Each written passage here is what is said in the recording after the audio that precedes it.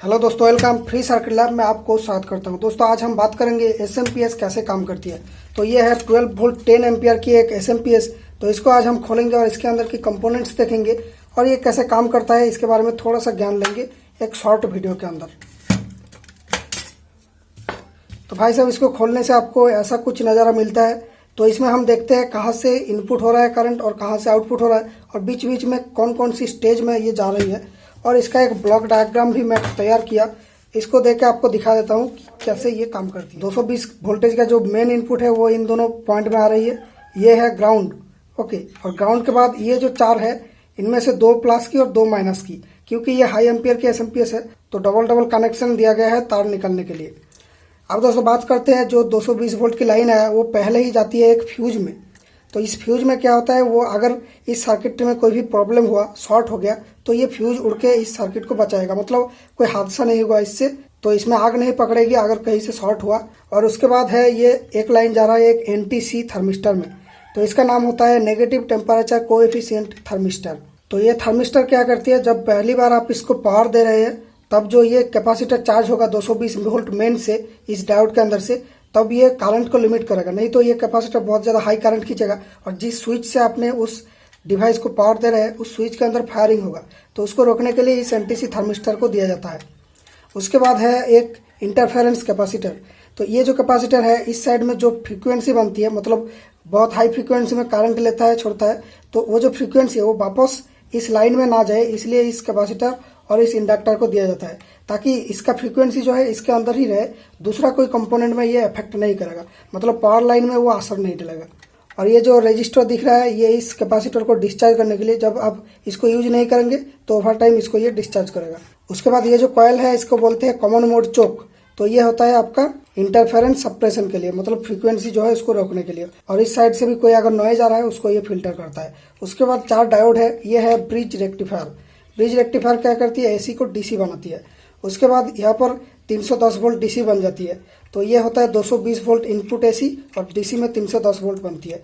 तो ये क्यों होता है, क्योंकि डीसी जो है वो थोड़ा सा ज़्यादा बन जाती है एसी से, क्योंकि एसी में करंट जो है वेरी करता रहता है तो उसका एक मीन वैल्यू हम निकालते हैं तो थोड़ा सा कम बताते हैं एसी को। लेकिन जो डीसी है वो पीक लेवल पर रहता है। तो अगर ये आपका एसी की वेव फॉर्म है तो एसी का जो वोल्टेज है उसको इस लेवल पे बताया जाता है लगभग 70% में। और जो डीसी है वो इसका पीक में बनते हैं डीसी। तो पीक मतलब कि वोल्टेज थोड़ा सा ज़्यादा हो रहा है तो इसलिए ये 311 वोल्ट डीसी बन जाती है 220 वोल्ट से।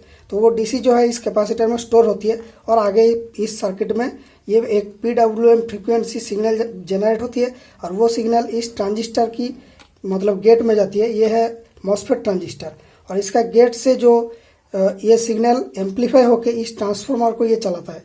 तो ट्रांसफार्मर में एक बहुत हाई फ्रीक्वेंसी सिग्नल से इस ट्रांसफार्मर को स्विच किया जाता है। तो वो हाई फ्रीक्वेंसी होता है एक स्क्वायर वेव। स्क्वायर वेव दिखने में ऐसा होता है। तो ये जो नीचे वाले टाइम ये होता है ऑफ टाइम और ये जो ऊपर में है पीक ये होता है आपका ऑन टाइम। तो on time versus of time का जो रेशियो है, तो मान लीजिए ये होता है आपका, मान लीजिए 20% ड्यूटी साइकिल, ओके। मतलब कि 20% टाइम के लिए ये ऑन रहेगा और बाकी 80% टाइम के लिए ये ऑफ रहेगा। तो ये होता है ड्यूटी साइकिल, ओके।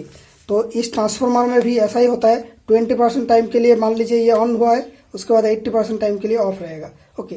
और इस ड्यूटी साइकिल को चेंज कर करके इस सप्लाई के वोल्टेज और करंट को चेंज किया जा सकता है, ओके। तो ये होता है एसएमपीएस सप्लाई का सिस्टम। उसके बाद जो है ये जो फ्रीक्वेंसी बनती है वो मैनेज करता है ये आईसी, ओके। उसके बाद ये जो ट्रांसफार्मर है ये इतना छोटा क्यों, 12 वोल्ट 10 एम्पियर का ट्रांसफार्मर बहुत बड़ा होना चाहिए, लेकिन ये इतना छोटा है क्योंकि ये हाई फ्रीक्वेंसी में काम कर रहा है। जो ट्रांसफार्मर हाई फ्रीक्वेंसी में काम करता है उसका साइज छोटा होता है। ये है एक 12 वोल्ट 2 एम्पियर का ट्रांसफार्मर। तो ये 50 हर्ट्ज फ्रीक्वेंसी में काम करता है, तो इसलिए इतना लो पावर में भी इतना बड़ा ट्रांसफार्मर हमें लगाना पड़ा है।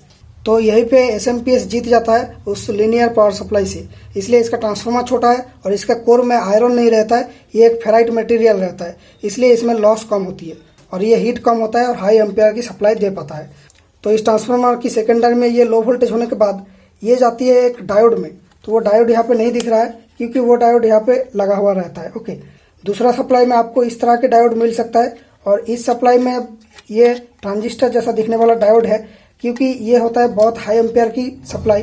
तो इस डायोड के अंदर 10 एम्पियर करंट जाने वाली है, इसलिए ये डायोड हीट सिंक के साथ माउंट करना पड़ता है। इसलिए इसको ऐसे ट्रांजिस्टर जैसा डायोड यहाँ पर लगाया गया है। जो लो एम्पियर की सप्लाई 2-3 एम्पियर की, उसमें इस तरह की डायोड रहती है। और ये जो आउटपुट की डायोड है, ये होता है शॉर्टकी डायोड। शॉर्टकी डायोड का वोल्टेज ड्रॉप, जो फॉरवर्ड में वोल्टेज ड्रॉप होता है 0.3 वोल्ट के आसपास, जबकि नॉर्मल डायोड जो है 4007 या फिर ऐसा कुछ डायोड में वो 0.7 वोल्ट होती है। तो वो लॉस ज़्यादा करता है, शॉर्टकी डायोड कम लॉस करता है। और शॉर्टकी डायोड हाई फ्रीक्वेंसी में काम कर सकता है, लेकिन ये सब डायोड लो फ्रीक्वेंसी में काम करता है, हाई फ्रीक्वेंसी में उतना अच्छा काम नहीं करता है। ओके, उसके बाद है कैपेसिटर, इंडक्टर और कैपेसिटर। इस चीज़ को बोलते हैं फिल्टर। जो हाई फ्रीक्वेंसी में जो करंट इसमें गया डायोड के अंदर से, वो डीसी बनने के लिए फ्रीक्वेंसी को हमें रोकना पड़ेगा। मतलब जो हाई फ्रीक्वेंसी की पल्स है उसको पूरा डीसी बनाना पड़ेगा, इसलिए यहाँ पर कैपेसिटर लगाया जाता है। और कैपेसिटर, इंडक्टर कैपेसिटर, ये होता है पाई फिल्टर। मतलब एक बार कैपेसिटर में फिल्टर हुआ, उसके बाद इंडक्टर में गया, फिर और कैपेसिटर में फिल्टर हुआ। मतलब 3 स्टेज में ये फिल्ट्रेशन हो रही है। जो लो एम्पियर की सप्लाई है और जिस सप्लाई की क्वालिटी उतना अच्छा नहीं है, उसमें ओनली कैपेसिटर देखने को मिलता है। ये इंडक्टर और दूसरा कैपेसिटर भी देखने को नहीं मिलता है, लेकिन ये थोड़ा सा हाई क्वालिटी की है, इसलिए कैपेसिटर, इंडक्टर, कैपेसिटर, ये 3 चीज़ मिल रहा है। तो इसमें जो है डीसी की जो स्टेबिलिटी बहुत अच्छी बन जाती है। उसके बाद आपको मिल रहा है एक वोल्टेज रेगुलेटर चिप। ये है TL431 चिप। ओके, ये ट्रांजिस्टर जैसा दिखता है, लेकिन ये होता है एक वोल्टेज रेगुलेटर। ये फीडबैक का काम करता है, मतलब इस वोल्टेज को, जो आउटपुट में वोल्टेज आया उसको मेजर करता है हमेशा। उसके बाद मेजर करके जब भी आपका 12 वोल्ट आ गया, तब ये जो है इस ऑप्टो कपलर को ऑन कर देता है। और ये ऑप्टो कपलर की इस साइड में एलईडी रहती है और इस साइड में ट्रांजिस्टर रहती है। तो इसके बीच कोई इलेक्ट्रिकल कनेक्शन नहीं है, बस इस साइड में एलईडी जलती है और उसी ऑप्टिकल कनेक्शन से इस साइड में ट्रांजिस्टर शॉर्ट हो जाती है। तो ये जो है 12 वोल्ट आने से ही ये इस ऑप्टो कपलर को ऑन कर देता है और इस साइड में ये दोनों पिन शॉर्ट हो जाता है। उससे इस आईसी को पता चलता है कि भाई 12 वोल्ट आ गया। अब ये इसका जो ड्यूटी साइकिल है इसको कम कर देता है। और जैसे ही आप इसमें लोड लगाते हैं, ज़्यादा लोड दे देते हैं, तो 12 वोल्ट से वोल्टेज डाउन हो जाता है। तब ये जो है इस ऑप्टो कपलर को ऑफ कर देता है।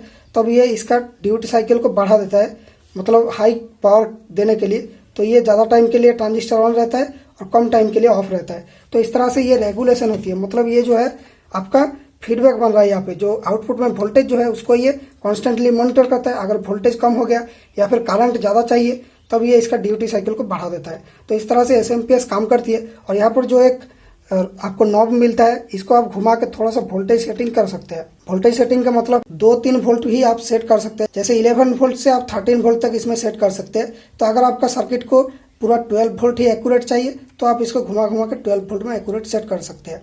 तो इस तरह से ये सप्लाई काम करती है। अब हम डायग्राम से देख लेते हैं ये कि क्या क्या स्टेज के अंदर गुजर रही है। तो ये जो AC वेवफॉर्म हमारा आया, वो पहले एक रेक्टिफायर में जाती है, उसके बाद फिल्टर होकर ये DC बनती है। तो ये जो है रेक्टिफायर, ये डायोड, और DC बन रहा है इस कैपेसिटर में। उसके बाद ये 311 वोल्ट DC बन गया। उसके बाद एक ड्राइवर सर्किट है, वो ड्राइवर सर्किट ये वाला है। ये ड्राइवर सर्किट से एक ट्रांजिस्टर चलती है, जो कि आपका ड्यूटी साइकिल से इस ट्रांसफार्मर को ऑन ऑफ करती है बहुत हाई फ्रीक्वेंसी में, लगभग 30 किलोहर्ट्ज में। क्यों इतना हाई फ्रीक्वेंसी? क्योंकि 20 किलोहर्ट्ज तक अगर ये जनरेट करता है तो हमारा कानों में वो सेंस हो जाएगा और कानों में वो एक ची करके आवाज़ आएगा। इसलिए हम इंसान इसको चलाने के समय बहुत एक एनोइंग आवाज़ सुन पाएंगे। इसलिए इसको 20 किलोहर्ट्ज के ऊपर की फ्रीक्वेंसी दिया जाता है। तो वो 30 किलोहर्ट्ज जैसा फ्रीक्वेंसी जनरेट होती है और वो होती है एक स्विचिंग ट्रांजिस्टर के मदद से ट्रांसफार्मर को स्विच करता है। तो ये होता है स्विचिंग ट्रांजिस्टर। यहाँ पर मॉसफेट लगा हुआ है, हाई पावर की है। इसलिए जो लो पावर की सिस्टम है उसमें ये मॉसफेट आपको देखने को नहीं मिल सकता है। तो वो मॉसफेट इस आईसी के अंदर ही बिल्ट इन रहता है। तो वो भी हो सकता है जो लो पावर की सप्लाई है। उसके बाद दोस्तों, वो जो ट्रांसफार्मर में जो फ्रीक्वेंसी स्विच हुआ वो जाता है उसका सेकेंडरी में। तो यहाँ पर आइसोलेशन बनती है। मतलब जो है ट्रांसफार्मर की जो प्राइमरी है और वो जो सेकेंडरी है, इन दोनों में कोई इलेक्ट्रिकल कनेक्शन नहीं है। इस तरफ की जो वोल्टेज है, मतलब लाइव वोल्टेज, वो आउटपुट में नहीं आती है। तो आउटपुट में हाथ देने से हमें शॉक नहीं लगेगा। उसके बाद एक PWM जो सिग्नल मिला इससे, जो लो वोल्टेज PWM, ये 5 वोल्ट लिखा, यहाँ पर 12 वोल्ट होगा इस सप्लाई के लिए। ये मैंने दूसरा सप्लाई के लिए ड्रॉ किया था। उसके बाद वो एक शॉर्टकी रेक्टिफायर और एक फिल्टर के मदद से रेक्टिफिकेशन होती है, फिर DC आउटपुट जाती है। उसके बाद वो फीडबैक के मदद से इस ड्राइवर में एक सिग्नल जाती है, जो मैंने दिखाया इस TL431 के मदद से, इस ऑप्टो कपलर की मदद से जो सिग्नल जाती है, उससे ये काम करती है। और दोस्तों यहाँ पर देखिए एक कैपेसिटर मिल रहा है बिल्कुल ऑप्टो कपलर के पास ही। ये होता है प्राइमरी और सेकेंडरी के बीच लगा रहता है। ये क्यों होता है? तो ये लगाने से आपका आउटपुट में शॉक लगने का चांस होता है, लेकिन ये एक्चुअल में नहीं होता है, क्योंकि ये जो कैपेसिटर है ये प्राइमरी और सेकेंडरी के बीच ही लगा हुआ रहता है, लेकिन ये होता है सेफ्टी कैपेसिटर। तो इसके अंदर से ज़्यादा कोई करंट नहीं जाती है जो कि आपको शॉक लगे या फिर चोट पहुंचाए आपको। तो ये क्यों लगाया जाता है इसमें? तो इसमें ये लगाया जाता है इसलिए ताकि यहाँ पर जो फ्रीक्वेंसी बन रहा है वो फ्रीक्वेंसी इसकी आउटपुट की तार में जैसे ना आए। आउटपुट में आप अगर लंबा तार लगा देते हैं तो वो तार एक एंटेना जैसा काम करती है और वो उस फ्रीक्वेंसी को रेडिएट करता रहता है। तो वहाँ पे अगर आपका आसपास में कोई वायरलेस चीज़ें हैं, जैसे कि कोई रेडियो हो गया या फिर कोई ऐसी चीज़ हो गया, तो उसमें वो इंटरफेरेंस क्रिएट करेगी, मतलब इसको जब चलाएंगे तो रेडियो नहीं चलेगा घर में। तो वो सब रोकने के लिए इस चीज़ को लगाया गया है ताकि ये जो फ्रीक्वेंसी है वो बाहर में नहीं जा पाए। ओके, तो इसके अंदर जो फ्रीक्वेंसी बन रहा है वो इसके अंदर ही रहे। तो दोस्तों ये वीडियो कैसा लगा कमेंट्स में बताना। अगर इस वीडियो से कुछ सीखने को मिला तो इस वीडियो को लाइक करें, फ्रेंड्स के साथ शेयर करें, और इस चैनल की मेरा वीडियोस देखिए। मैं इलेक्ट्रॉनिक्स की बहुत अच्छे ट्यूटोरियल्स बनाता हूँ। अगर पसंद आता है तो इस चैनल को सब्सक्राइब कर लेना। दोस्तों thank you for watching. See you in my next video with a fresh and new idea.